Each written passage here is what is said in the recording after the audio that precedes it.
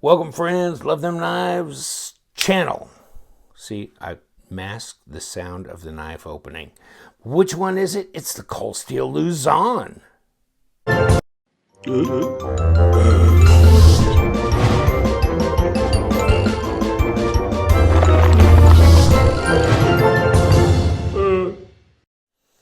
All right, enough is enough. This knife is a great looking design. I like this.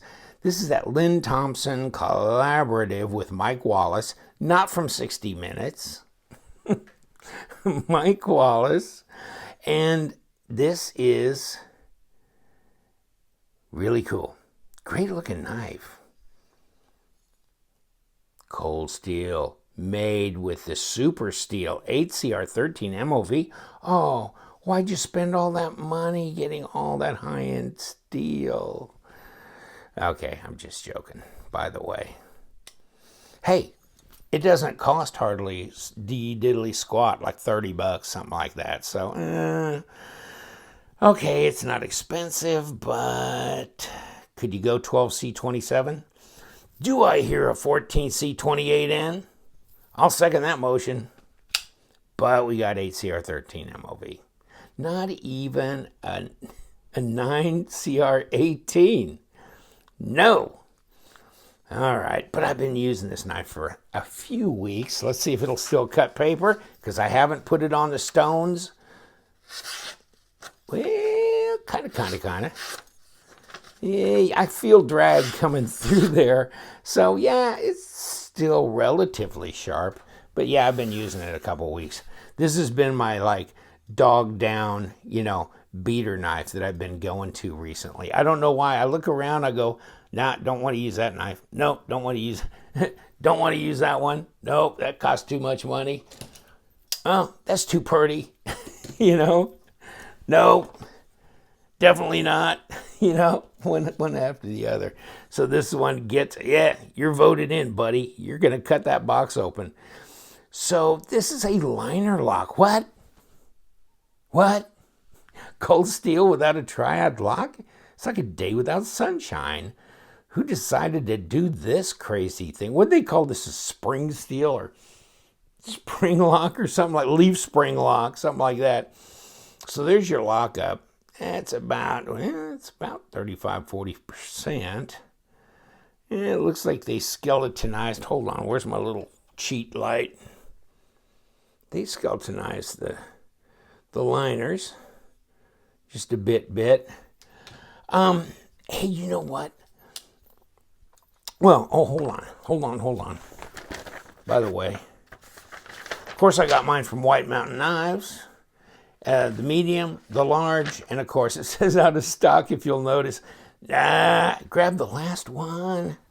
But they are making more of them. Believe it or not, it's not in demand like, a high-end custom knife. So, yes, they will make more of them. I think China has the materials. They can whip some up. In any case, yes, clip point. And there it is. 4-inch blade. And this is just the medium. Did you see that medium? Lord Almighty, the large. I got to get my hands on the large, but that's out of stock too. Here we go. By the time this thing airs, it'll be back in stock. I'll get me one. 9 inches overall. So this is a medium. This is typical for cold steel, right? The large is like 2.5 foot long. I swear to God. Those guys, they make pocket swords. Incredible stuff. I mean, they're just gutsy people. I mean, they got a lot of brass. I love it. I love what they do because they go all out. Hell, they ain't going to hold back. Leaf spring liner lock. What the hell, leaf spring? Would you pull out of a 38 Ford or what? In any case, GFN handle, so it ain't G10, right? Glass fiber, nylon, whatever deal. Oh, well. So, I pulled it apart. So, it does have bearings in it. Holy moly. I mean, that's just crazy, isn't it? And there's the liners in here. I wouldn't tear it all apart, especially that pocket clip thing on the other side. Oh, yeah, I almost got myself into trouble on this little slider mechanism here. this thing. I think that fell out of the scale when I had it open. But in any case, I got it put back together, and there it is. So this will not disengage, okay? Basically, just slides forward in there with that little piece and keeps it from being able to be disengaged. And you kick it back, you can see that how it left now, and now you could disengage it and close it. One guy was saying, hey, it looks like because of this, you see, I mean, you got it in your pocket, right? So here's your pocket. Here's the back of your pocket. Here's the front of your pocket. So as you pull it out, you catch the back corner of the pocket. It should wave open, right? And it can. Yes, it can. But here's the problem. This is my entire problem with this knife, much less the steel on the blade. This is insane. I do not like this pocket clip at all. You know, I remember the Spydercos. Remember that in the 1990s when they had a plastic pocket clip on the Endura and stuff?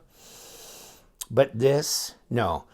Those actually worked. This does not work. So I thought, oh, I'm going to wave it right out of my pocket, you know? Be cool. Joe Cool, right? So I can't even get it out of my pocket. It goes in okay. But, I mean, the seam, you know, if you're wearing jeans or something, you got a seam on the top of the pocket, right? It's got a little bead there. And when you try and pull this out, for some reason, at this angle, I don't know what it is, but it hangs up. So it pulls my pocket way up. Finally, I jerk it hard enough and it comes out, but then it comes out, you know? And then I got to kind of slide it part way in again so I can have this already out of my pocket, but it hasn't been withdrawn all the way, so I can, you know, wave it up against my jeans and show off how cool I am. But it's not cool. It is not cool. If this had been just a normal pocket clip, that thing would slide out and you could wave that open, and then you'd be the man. But no. I mean, I haven't been able to, so I don't know. Maybe you get a pocket where this will pull out without grabbing the lip of your pocket, but I didn't have any luck with that. So you got your plastic handle here, fiber reinforced, nylon, whatever, glass reinforced, whatever. Any case, shouldn't be too much of a trouble. I'm looking at this. Is there any kind of recurve? I'm not. No, okay. So it shouldn't be very difficult to sharpen, and you do have a choil here. So, well, yeah, you can do that. You got these fullers on both sides, so that's nice. And these thumb studs, which, that might be the blade stop. You know, I wasn't even paying attention when I pulled it apart, but yeah, it is the blade stop, isn't it? Hell yeah, it is. Okay. So those are the blade stop. Well, they go up against these steel liners, so that's good. I hope they are steel liners. Yeah, they are. Okay. So much for that. We're just figuring it out. Hell, I had this thing sitting around for freaking a month, and, oh well, you live and you learn. But yeah, it's got good grip to it, and I like the design. The big one ought to be a blast. And I'll tell you what, if any of you guys figure out how you can replace this with something that makes sense, I think that would be fun. Damn, if they would have just, even AUS 8, you know, I mean, Cold Steel made their world happen with AUS 8. What's wrong with AUS 8? And how is 8CR really that much cheaper than AUS 8 per blank? Really? Charge me the extra 75 cents. I mean, swear to God. Because then that big one would be a blast, wouldn't it? I mean, that big one, can't remember, but it's like got to be like a 5-inch blade or bigger. And I can't remember. I looked online. I go, oh my God, that thing's huge. But that coming out of your pocket with a wave, but that pocket clip is just butt-ass ugly. I mean, don't you think? That is just ugly as crap. Okay, hold on. Bitch and moan. Okay, so we're at about 6/10 of an inch, 15.4 millimeters. What do we got for blade stock? Yeah, barely 3 if we got that. 2 point something. 0.10, really? Let's get a better grip on this one. No, you're right, 2.8. And 0.10. Wow. Okay. Well, not real thick blade stock, but that's okay. I mean, it's piercing, slicing, very self-defensive looking, steak knife-ish looking, cutting the melon open looking, cutting an apple. You can do a lot of things with this, actually. Oh, another thing that I don't like about this knife. What the hell's going on? Okay, so think about a liner lock knife. Hold on. See this liner lock knife? Check this out. So here's the liner that you disengage, right? Like that, right? Okay. But the thing is, it backs up against the scale. So, I mean, okay, so normally you go where this is cut away here. Normally this is not cut away here, so you can disengage. And it's not that easy to disengage because I'm kind of doing it on this hump here. And this hump here is putting a divot right there, okay? That's not comfortable. Where's my Paladin? Here's my Paladin from Best Tech. Okay, well, they cut this through too, but look at that. That is so easy to disengage. Okay. What else we got? Okay, how about my... Okay, this is, well, so you don't... See, I don't know why they didn't cut away part of that scale back here and the liner as well, but just leave a bigger opening. See what I'm saying? Leave a bigger opening. Make this whole area, which they did on the front scale, open, okay, but then the back needs to match it. Why do we got Mount Everest sitting in the middle of the ocean here? I don't get it. Cut that whole thing away, but just leave that much of that liner above grade so you can disengage it. I don't get it, because when you get this little thing that slides in, it's way down in there. So it doesn't need to be this tall for that purpose either. So I don't get it. I don't like it, and it's not that comfortable to disengage. I mean, it's not a huge deal, but it's kind of funky from a design standpoint, seeing that hump there. I mean, you can have both sides go into this nice choil area, where now this is hitting you right here in the middle of the finger when you're grabbing it. Why? Sometimes you ask, do they really use the knives they design, or really handle them much when they get done to kind of...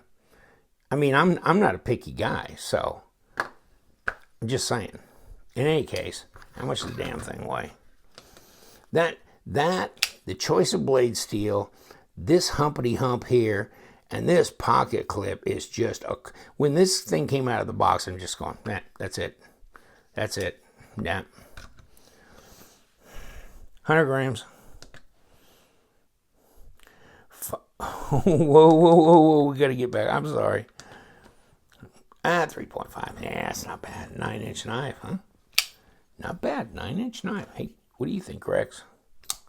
Okay. Yeah, I think it's bigger. Even the medium, Luzon. But yeah, it's just... This design I really like. And it's wicked, badass, everything about it. But then when it gets down to the pocket clip, the blade steel, I mean, it's got bearings. I mean, and this lockout is fine. That's good. I got no problem with that. I kind of like those. I mean, they do a slide little lockout thing on the rake knives, some of them, and this and that too. But I don't know why they did the hump in the middle of the ocean here. I don't understand that. I don't need that. I just need you to cut that away and then just leave that part of that liner a little higher grade, maybe put a little jimping on it. Whatever. other than that, yeah, I mean, there's no blade play or rock or anything like that. It ought to be easy to sharpen, being the kind of steel it is, but very corrosion resistant, all that kind of stuff, beater knife status. But, you know, when you start getting in the $30-something, what? Even with your discount, it's going to be $30 delivered, okay?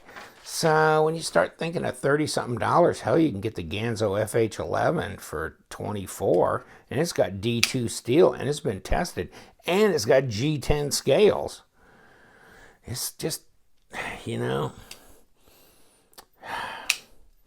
yeah, you're really starting to cheap out on materials. Too bad, because I really like the design. If this was ever issued where you could get like an OD green, you know, and then fix this, and upgrade this to Os-8, man, for $35, I'd definitely get me one. Until then, nah. All right, done bitching and moaning. Where are you, Flanagan? You're hiding in the bush like LTK. He don't like this knife. I don't want to be around. I get it. Okay, but guys, you know, seriously, come on. I mean, yeah, the grip is okay. I mean, but you know, the ergos, this interferes with the ergos, and this it's not a hot spot, but it goes from kind of thin to wide here. I mean, by a bunch, right? Look at that. You know? Whew. Bunch. In any case. Take care. I'm going to let you go. Had enough. On to the next. Close.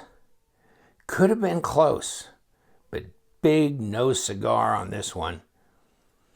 But you know what we do around here. We love them knives, right, Flanagan? So you guys stay sharp.